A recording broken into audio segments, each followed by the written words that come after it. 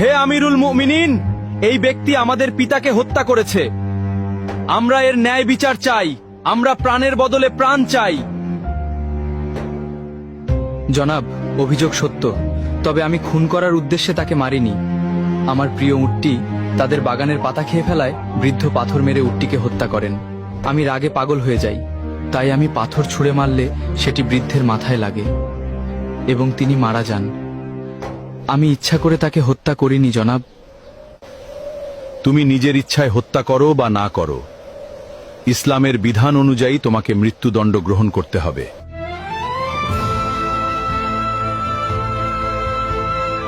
আমিরুল মুমিনিন, যেহেতু ইসলামী বিধান অনুযায়ী আমাকে শাস্তি পেতেই হবে, সেহেতু আমি এটা মেনে নিচ্ছি। তবে আমাকে 3 দিন সময় দিন। আমার কাছে একটি এতিম বাচ্চার কিছু সম্পদ রাখা আছে। আমাকে গ্রামে গিয়ে সেই এতিম বাচ্চার আমানতটি বুঝিয়ে দিয়ে আসতে দিন, না হলে হাসরের মাঠে আমাকে খেয়ানতের দায়ে অপরাধী হতে হবে। দয়া করে আমার এই আর্জিটা রাখুন জনাব।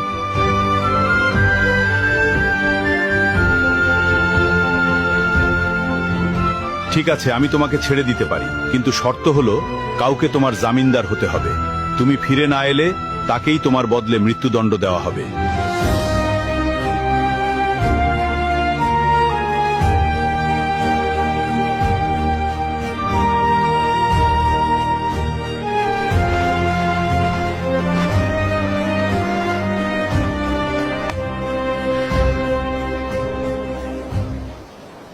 হে আমিরুল মুমিনিন, আমি ওর জামিনদার হব। ও যদি না আসে আপনি আমাকেই শাস্তি দেবেন। ঠিক আছে, মঞ্জুর করা হলো। 3 দিনের মধ্যে যদি তুমি ফিরে না আসো, তাহলে তোমার পরিবর্তে আবু যর গিফারিকে হত্যা করা হবে।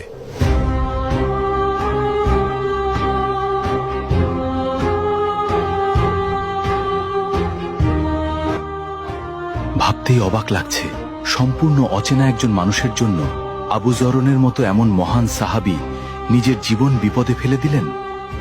আল্লাহ না করুন ওই বেদুইন যুবক যদি আজ ফিরে না আসে, তবে আমাদের মাঝ থেকে এমন একজন শ্রেষ্ঠ মানুষের প্রাণ চলে যাবে। কি যে হবে আজ।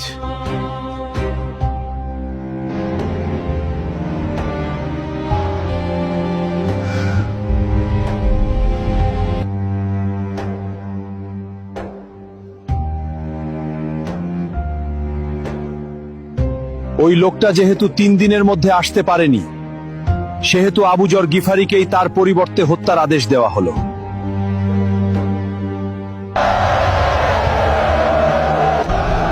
থামুন, সে ফিরে এসেছে।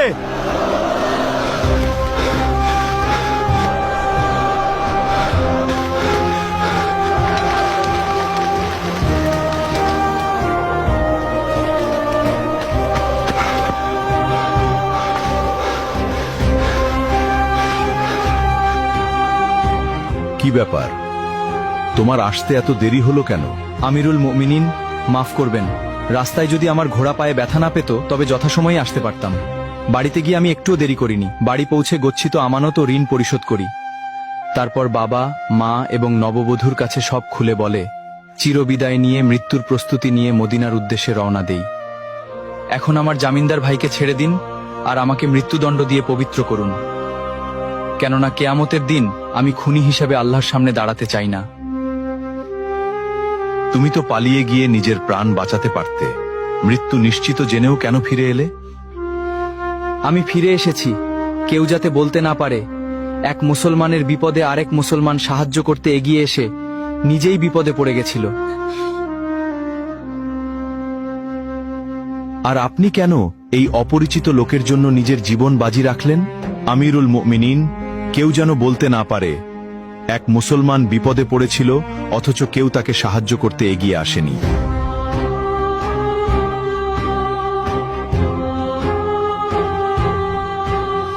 হে খলিফা, আপনি তাকে মুক্ত করে দিন। আমরা তার উপর করা অভিযোগ তুলে নিলাম। কেন? তোমরা তো বিচার চেয়েছিলে। কেউ যেন বলতে না পারে এক মুসলমান অনাকাঙ্ক্ষিত ভুল করে নিজেই স্বীকার করে ক্ষমা চাওয়ার পরেও অন্য মুসলমান তাকে ক্ষমা করেনি। আজ তোমরা প্রমাণ করলে এই উম্মাহার বুক থেকে ওয়াদা পালন একে অপরের প্রতি বিশ্বাস এবং ক্ষমার গুণ হারিয়ে যায়নি। জেনে রাখো, যেখানে বিশ্বাস এবং ক্ষমা থাকে সেখানে আল্লাহর রহমত সবচেয়ে বেশি বর্ষিত হয়।